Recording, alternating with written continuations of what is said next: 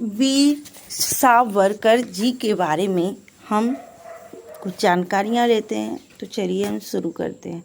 45 साल के महात्मा गांधी 1915 में भारत आते हैं। 2 दशक से भी ज़्यादा दक्षिण अफ्रीका में बिताकर इससे 4 साल पहले 28 वर्ष का एक युवक अंडमान में एक काल कोठरी में बंद होता है। अंग्रेज उससे दिन भर कोल्हू के बैल की तरह हाँफते हुए तेल पिरवाते हैं, रस्सी बंटवाते हैं और छिलके कुटवाते हैं। वो तमाम कैदियों को शिक्षित कर रहा होता है, उनमें राष्ट्रभक्ति की भावनाएं प्रगाढ़ कर रहा होता है और साथ ही दीवालों पर कील और कांटों और नाखून से साहित्य की रचना कर रहा होता है। उनका नाम था विनायक दामोदर सावरकर। उन्हें कई बार आत्महत्या करने के ख्याल आते। उस खिड़की की ओर एकटक देखते रहते जहाँ से अन्य कैदियों ने पहले आत्महत्या की थी। पीड़ा असह्य हो रही थी, यातनाओं की सीमा पार हो रही थी। अंधेरा उन कोठरियों में नहीं, दिलो दिमाग पर भी छाया हुआ था।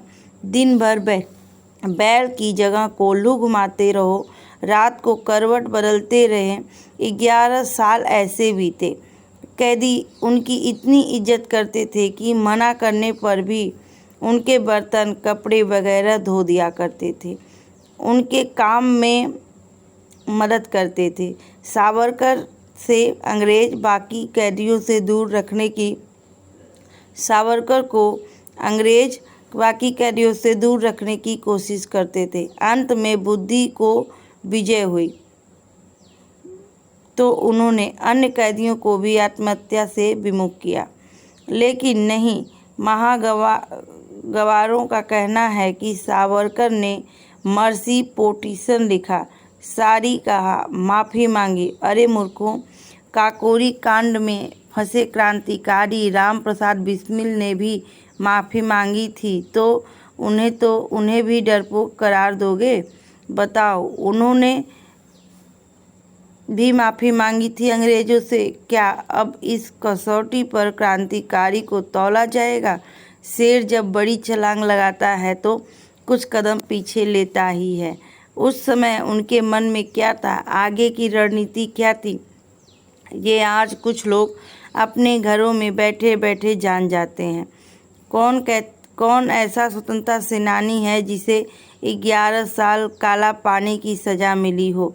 नेहरू या गांधी या फिर और कोई? नाना साहब पेशवा, महारानी लक्ष्मीबाई और कुंवर सिंह जैसे कितने ही वीर इतिहास में दबे हुए थे। 1857 को सिपाही विद्रोह बताया गया था। तब इसके पर्दाफाश के लिए 20-22 साल का एक युवक लंदन की एक लाइब्रेरी को किसी तरह एक्सेस लेकर और दिन रात लगकर अंग्रेज़ों के एक के बाद एक दस्तावेज पढ़कर सच्चाई की तह तक जा रहा था, जो भारतवासियों में से छिपाया गया था। उसने साबित कर दिया कि वो सैनिक विद्रोह नहीं, प्रथम स्वतंत्रता संग्राम था। उसके सभी अमर बलिदानों की गाथा उसने जन जन तक पहुंचाई। भगत सिंह सरीखे क्रांतिकारी ने मिलकर उसे पढ़ा और अनुवाद किया। दुनिया में कौन सी ऐसी किताब है जिसे प्रकाशन से पहले ही प्रतिबंधित कर दिया गया था? अंग्रेज कितने डरे हुए थे उससे कि हर वो इंतजाम किया गया जिससे वो पुस्तक भारत न पहुँचे। जब किसी तरह पहुँची तो क्रांति की ज्वाला में घी आहुति पड़ गई। कलम और दिमाग दोनों से अंग्रेज़ों से लड़ने वाले सावरकर थे।